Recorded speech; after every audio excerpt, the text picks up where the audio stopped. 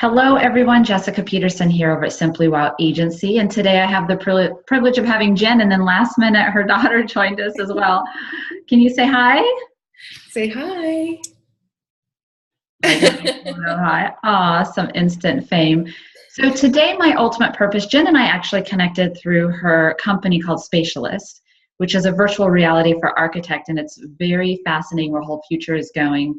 And we'll have a conversation about that. And then also you did some fundraising online, and your goal was $10,000 for a children's book, correct? Yep. And you now have raised in a short amount of time over 40,000. Woohoo! Yeah, thank you. Thanks. And I'm learning more and more about you, that you have many other companies as well. And as you said, coming from the high up executive VP world, they say focus, focus, focus. And then there's always that conversation, like the Shark Tank, the entrepreneurial, they own many different companies. So I admire you going after all your dreams. Thank you. My mother would say I'm burning the candle at both ends. But I think I feel I thrive in that type of environment. Yes, and every person's so different. You probably love my book, Create the Perfect Day. Yeah. About that balance and time management. So why don't you tell us just real quick, briefly, since that's how we met, Spatialist. What is Spatialist about in 30 seconds or less? What's your little... Sure. Spatialist is a 3D virtual reality firm that works specifically within the architectural space. So we work with home builders and master plan community builders and commercial developers, real estate investment companies, to develop visuals for their properties before they're built. And we focus on realistic interactivity. So everything that we do actually looks like you're in the place, before it's built. And the difference with Spatialist is that we use gaming technology to do this. So there aren't very many 3D rendering firms who use gaming technology to create the level of realism and interactivity that we're able to achieve. So it's a lot of fun. It's changing really fast, and we just think it's fascinating to be able to use that gaming technology within architecture. I do find that fascinating. You're located out in California, but you have clients all around the world. Is that correct? Yeah, absolutely. I mean, the power of technology, right? Here we are. Yes, I heard.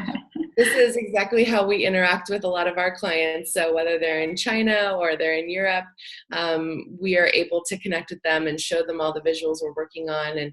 And even with the virtual reality, we can send them packages online, and they can put on their VR headsets and experience the spaces that we're creating. Awesome. And why don't you tell me a little insight? We had this fun conversation. You have a blog about raw vegan, cooked vegan, right? And it took you 6 years to get up, 6 years up to that. And there's a business aspect to that too, right?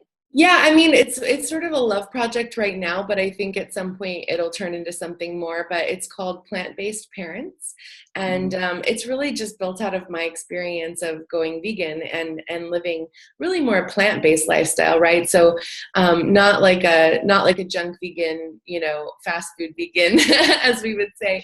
Yes. Really focusing on whole foods and and no added oils and things like that, and still having your kids love it and want to eat it. Okay, so I'm dying to know, what's your favorite meal or recipe that you and your kids love? My favorite one is our what we call Mama's Mac, and it's macaroni and cheese, but it's made with potatoes and carrots and onions and garlic and cashews.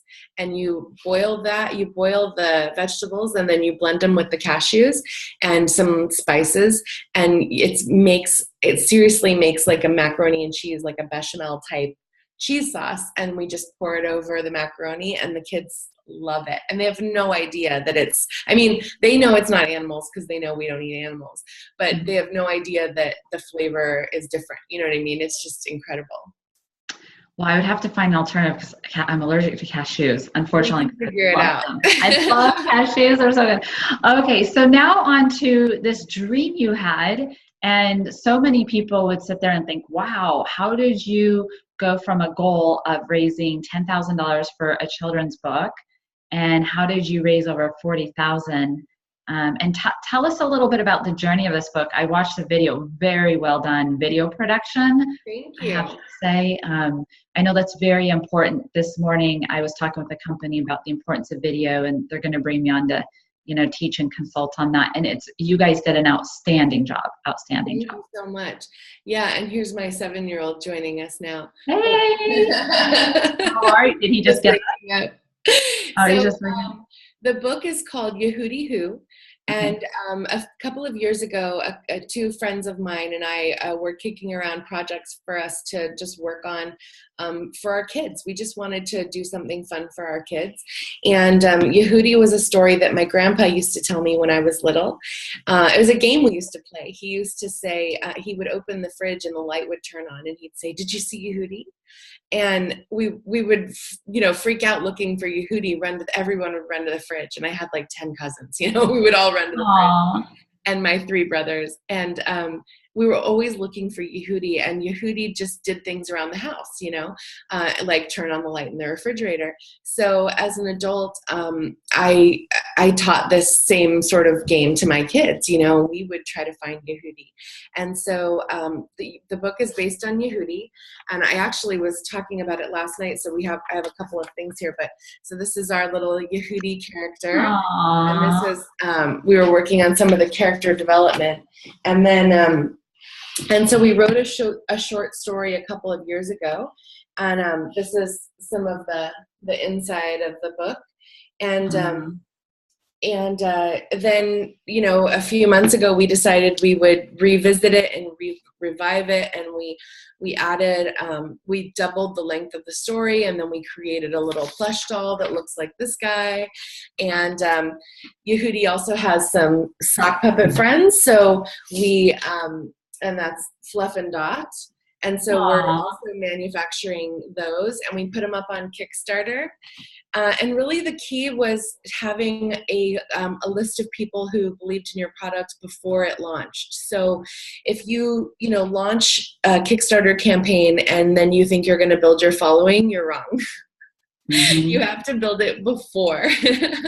And it's not like you just put it up and then you run a bunch of ads and people are like, "Oh, that's really awesome." You have to spend a lot of time building a list of people who might be interested before you launch your Kickstarter campaign. And then there's a lot of pre-marketing, and then of course personal messaging and personal networks played a big role. So my 2 partners and I personally messaged every single person we know, Wow. and asked them to support our project. The great thing too about Kickstarter and about our project is that you're pledging, but you're not like donating, right? Like you're pledging and you're getting an awesome toy package. So there's a lot of benefit for anybody who comes on to back it too. I love it. Oh, that one golden tip is so amazing. Well, I'm so grateful for this powerful short video call. And I know you've got all your amazing companies today and your children in homeschool. I really admire you, Jen. So thank you for going after your dreams and sharing your number 1 tip today. Thank you. Have an amazing day. Thanks.